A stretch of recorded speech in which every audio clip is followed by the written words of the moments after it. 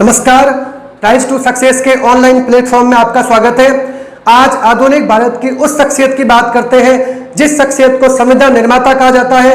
प्रारूप समिति जो संविधान सभा की सबसे महत्वपूर्ण समिति थी, उसके अध्यक्ष डॉक्टर भीमराव अंबेडकर, जिस व्यक्ति ने विपरीत हालातों के अंदर संघर्षों का सामना देखते हुए एक अपने समाज के लिए वो मुकाम हासिल किया, अपने समाज को वो मुकाम दिलाया जो समाज शायद भीमराव अंबेडकर न होते तो कभी हासिल न कर पाता। यदि डॉक्टर भीमराव जैसे नेता उस समाज को 2 दिन और मिल जाए तो वो समाज न जाने कहां से कहां पहुंच जाता।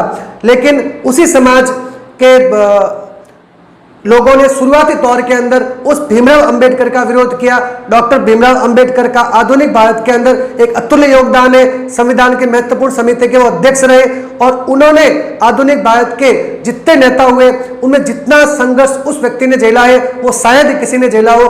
तो डॉक्टर भीमराव अंबेडकर की आज बात करते हैं। डॉक्टर भीमराव अंबेडकर का जन्म 14 अप्रैल 1891 को हुआ था और इनका जन्म मऊ इंदौर जो कि मध्य प्रदेश के अंदर इनका जन्म हुआ था। डॉक्टर भीमराव अंबेडकर के पिता का नाम रामोजी सामोजी सकपाल और इनकी माता का नाम भीमाबाई था। डॉक्टर भीमराव अंबेडकर अपने पिता के 14वीं संतान थे। डॉक्टर भीमराव अंबेडकर के पिता का नाम रामोजी सामोजी सकपाल और इनकी माता का नाम भीमाबाई था। डॉक्टर भीमराव अंबेडकर अपने पिता की 14वीं संतान थे।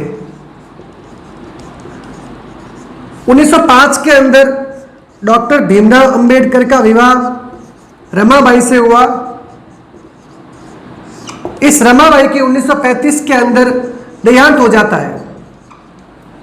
इसके बाद में डॉक्टर भीमराव अंबेडकर 1948 के अंदर शारदा कबीर जो कि एक ब्राह्मण महिला थी, दूर से शादी हो उससे करते हैं। और डॉक्टर भीमराव अंबेडकर का ये संक्षिप्त परिचय के बाद में बात करते हैं कि डॉक्टर भीमराव अंबेडकर के पिता जो कि एक आर्मी में थे, जब उनका ट्रांसफर बंबई होता है तो doctor Bhimrao Ambedkar Elphinstone school के अंदर दाखिला लेते हैं और उस स्कूल के अंदर ये प्रथम दलित छात्र होते हैं जिनको दाखिला मिलता है। इसके बाद में डॉक्टर भीमराव अंबेडकर उस स्थिति का सामना करते हैं कि उनको कक्षा से बाहर बिठाया जाता है और उनके साथ में कई प्रकार से छुआछूत का भेदभाव किया जाता है। डॉक्टर भीमराव अंबेडकर इन मुश्किल हालातों से भी बाहर निकलकर इस उच्च अंक हासिल करते हैं और एल्फिस्टन कॉलेज के अंदर प्रवेश लेते हैं। लेकिन वही माहौल, वही घटनाएं आगे भी घटती है और उसी प्रकार एल्फिस्टन कॉलेज के अंदर भी उनको वही समस्याएं, उन परेशानियों का सामना करना पड़ता है। डॉक्टर भीमराव अंबेडकर की शुरुआती पढ़ाई के बाद में डॉक्टर भीमराव अंबेडकर विदेश पढ़ने के लिए जाना चाहते हैं, लेकिन उनके पिता की आर्थिक स्थिति इतनी अच्छी नहीं होती कि विदेश जा सके। आज के दौर में भी विदेश पढ़ना एक कई लोगों के लिए सपने जैसा है, तो उस दौर के अंदर एक मध्यम वर्गीय परिवार का व्यक्ति सोच भी कैसे सकता है कि विदेश से पढ़ के आ सकता है। लेकिन भीमराव अंबेडकर के उस सपने को पूरा किया जयराम गायकवाड़ जो कि बड़ौदा के शासक थे, जयाजीराम गायकवाड़ की उस छात्रवृत्ति योजना ने, और उस योजना के बलबूते डॉक्टर भीमराव अंबेडकर पहुंचे कोलंबिया यूनिवर्सिटी। कोलंबिया यूनिवर्सिटी से डॉक्टर भीमराव अंबेडकर ने पीएचडी की डिग्री हासिल की। इसके बाद में डॉक्टर अंबेडकर ने बैरिस्टर की डिग्री लंदन से हासिल की। लंदन से डॉक्टर भीमराव अंबेडकर ने वकालत की और वकालत करने के बाद में जब डॉक्टर भीमराव अंबेडकर भारत आते हैं तो भारत के अंदर अपने समाज की स्थिति देखकर वो बहुत ज़्यादा भावुक हो जाते हैं और उस समाज की दयनीय हालत देखकर डॉक्टर भीमराव अंबेडकर जितना प्रयास करते हैं वो शायद ही आज तक किसी नेता ने किया हो। जब इंडिया आने के बाद में doctor Bhimrao Ambedkar Sydenham college के अंदर प्राचार्य के कॉलेज प्रोफेसर के तौर पर वो पढ़ाते हैं, तो उस समय कॉलेज में एक घटना, जब उनके द्वारा जिस पात्र से पानी पिया गया है उस पात्र को दूर से स्टाफ स्पष्ट नहीं करते हैं। डॉक्टर भीमराव अंबेडकर इस घटना से बहुत आहत हो जाते हैं और वो अपना त्यागपत्र, वो नौकरी छोड़ देते हैं। इसके बाद साउग्रो कमेटी 1919 का जो भारत का अधिनियम चल रहा होता है, उस अधिनियम के अंदर दलित समाज की दलित समाज का बातों को रखने के लिए डॉक्टर भीमराव अंबेडकर को साउथब्रुक कमेटी आमंत्रित करती है। डॉक्टर भीमराव अंबेडकर साउथब्रुक कमेटी के आगे अपने समाज को आरक्षण देने की मांग करते हैं, क्योंकि जब मुस्लिम को आरक्षण दिया गया, मुस्लिम से ज्यादा स्थिति जिसको आरक्षण बहुत सालों पहले मिल जाना चाहिए था, तो वो समाज वास्तव में कोई था तो वो था दलित समाज। उसका कई वर्षों से शोषण हुआ था। मुस्लिम समाज की स्थिति दलित जितनी खराब नहीं थी, लेकिन अपने ही समाज के लोग और शुरुआत में जो व्यक्ति वकालत करके आया है जिसका कोई आधार नहीं है, उस व्यक्ति की बात को भला कैसे सुना जाता। नक्कार खाने में तूती की आवाज की कोई वैल्यू नहीं होती। उसी प्रकार डॉक्टर भीमराव अंबेडकर की आवाज को दरकिनार कर दिया गया और 1919 के अधिनियम में दलित समाज को किसी प्रकार का आरक्षण नहीं मिला। डॉक्टर भीमराव अंबेडकर ने अपने समाज की इस प्रकार की समाज की हताशा और समाज की स्थिति को देखकर उसको प्रकाशित एक मूक नायक साप्ताहिक पत्रिका के जरिए उन्होंने इसको प्रकाशित किया। तो मूक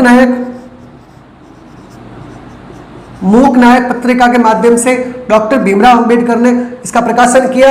इसके बाद में डॉक्टर भीमराव अंबेडकर ने एक बहिष्कृत हितकारिणी सभा की स्थापना की, क्योंकि उस समय अस्पृश्य जाति को मंदिर में प्रवेश नहीं दिया जाता था, कुएं से पानी भरने नहीं दिया जाता था, और बहिष्कृत हितकारिणी सभा के माध्यम से डॉक्टर भीमराव अंबेडकर ने ये जो अधिकार थे वो उनको दिलाए। डॉक्टर भीमराव अंबेडकर लेकिन छुआछूत जो एक सामाजिक बुराई थी वो अंदर ही अंदर अन्य लोगों के मन में थी, जो शायद निकलने का नाम नहीं ले रही थी। डॉक्टर भीमराव अंबेडकर को पता था जब तक संविधान के अंदर इनको आरक्षण नहीं मिल जाता तब तक दलित समाज की स्थिति मजबूत नहीं हो सकती। डॉक्टर भीमराव अंबेडकर का सबसे बड़ा टर्निंग पॉइंट था 3 गोलमेज सम्मेलन। जो तीनों गोलमेज सम्मेलन डॉक्टर भीमराव अंबेडकर ने अटेंड किए, और 1930 के अंदर जब पहला गोलमेज सम्मेलन डॉक्टर भीमराव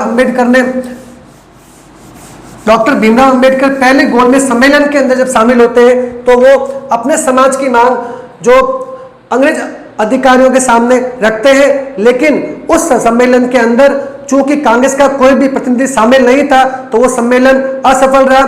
गांधी इरविन की मुलाकात के पश्चात द्वितीय गोलमेज सम्मेलन हुआ, और द्वितीय गोलमेज सम्मेलन में इसी आरक्षण की मांग को लेकर महात्मा गांधी और डॉक्टर भीमराव अंबेडकर के बीच में एक तीखी नोकझोंक होती है। और इसके बाद में महात्मा गांधी जो वापस सविनय अवज्ञा आंदोलन शुरू करते हैं, तब गांधी को यरवदा जेल के अंदर डाल दिया जाता है। जब गांधी को यरवदा जेल के अंदर डाल दिया जाता है, इसके पश्चात भारत की राजनीति का एक सबसे बड़ा बिंदु 16 अगस्त 1932 कम्युनल अवार्ड, सांप्रदायिक पुरस्कार। अब भीमराव अंबेडकर अपने समाज की मांग को रखते हैं रैमजे मैकडोनाल्ड के आगे। रैमजे मैकडोनाल्ड जो है वो भीमराव अंबेडकर की मांग को देख के, और चूंकि अंग्रेज भारत के अंदर सांप्रदायिकता के जहर को और ज्यादा और भारत के और ज्यादा बांटना चाहते थे, उसी आधार पे अमल करते हुए 16 अगस्त 1932 को रैमजे मैकडोनाल्ड दलित समाज को सांप्रदायिक निर्वाचन प्रणाली के तहत आरक्षण देने की घोषणा करते हैं, और 71 सीटों पर सांप्रदायिक निर्वाचन प्रणाली के तहत आरक्षण दिया जाता है। गांधी को जब इस बात का पता चलता है तो गांधी यरवदा जेल से ही रैमजे मैकडोनाल्ड को पत्र लिखते हैं और उनको ये कहते हैं कि 1 महीने के भीतर इस निर्णय की समीक्षा करें, अन्यथा 20 सितंबर से अनशन प्रारंभ कर दिया जाएगा। और अंततः 20 सितंबर से महात्मा गांधी जो है वो यरवदा जेल के अंदर ही अनशन करना प्रारंभ कर देते हैं। गांधी की तबीयत जब बिगड़ने लगती है तब भीमराव अंबेडकर को उस समय के कांग्रेस नेता जो है वो गांधी के पास वार्ता करने के लिए कहते हैं, लेकिन भीमराव अंबेडकर ये कहते हैं कि गांधी ने तब अनशन क्यों नहीं किया था जब मुस्लिम समाज को आरक्षण 1909 के पार्लियामेंट सुधार के अंदर दिया गया था, और वो गांधी से मिलने से इनकार कर देते हैं। लेकिन मदन मोहन मालवीय एक ऐसा शख्स जिसकी अगुवाई करने के कारण ही भीमराव अंबेडकर गांधी से मिलने के लिए हाँ कर देते, और यरवदा जेल के अंदर ही गांधी और भीमराव की मुलाकात होती है, जिसे पुणे पैक्ट के नाम से जाना जाता है। तो पुणे पैक्ट जो है वो सितंबर 1932 को हुआ था, और इस पैक्ट में गांधी और भीमराव अंबेडकर की मुलाकात होती है, और भीमराव अंबेडकर को गांधी ये कहते हैं कि शायद तुमने मुझे नहीं समझा या मैंने तुम्हें नहीं समझा, मैं आरक्षण के कतई खिलाफ नहीं हूं, मैं सिर्फ सांप्रदायिक आरक्षण प्रणाली के खिलाफ हूं। मैं तो चाहता हूं आपको 148 सीट आपके समुदाय को दी जाए। गांधी की इस मांग पे भीमराव अंबेडकर जो है वो हाँ कर देते हैं और इसी प्रकार जो गतिरोध समाप्त हो जाता है और सांप्रदायिक निर्वाचन प्रणाली के तहत दलित समाज को आरक्षण देने से भीमराव अंबेडकर की इनकार कर देते हैं और इसी पुनः पैक्ट के तहत दलित समाज को आरक्षण आरक्षित पदों पर निर्वाचन के तहत वो सहर्ष स्वीकार कर लेते हैं। अब भीमराव अंबेडकर और गांधी दोनों ही समझौता हो जाता है, लेकिन उसके बाद भी 1935 के अधिनियम के तहत जब 1937 में चुनाव होते हैं तो उस चुनावों से पहले भीमराव अंबेडकर जो है इंडियन इंडिपेंडेंस लेबर पार्टी बनाते हैं, स्वतंत्र श्रमिक पार्टी का गठन करते हैं। 1936 के तहत डॉक्टर भीमराव अंबेडकर स्वतंत्र श्रमिक पार्टी का गठन करते हैं और इस पार्टी को 1937 के आम चुनावों के अंदर अच्छी सफलता मिलती है और डॉक्टर भीमराव अंबेडकर का कद जो है अपने समाज के अंदर बहुत फर्स्ट से लेकर आज तक चला जाता है।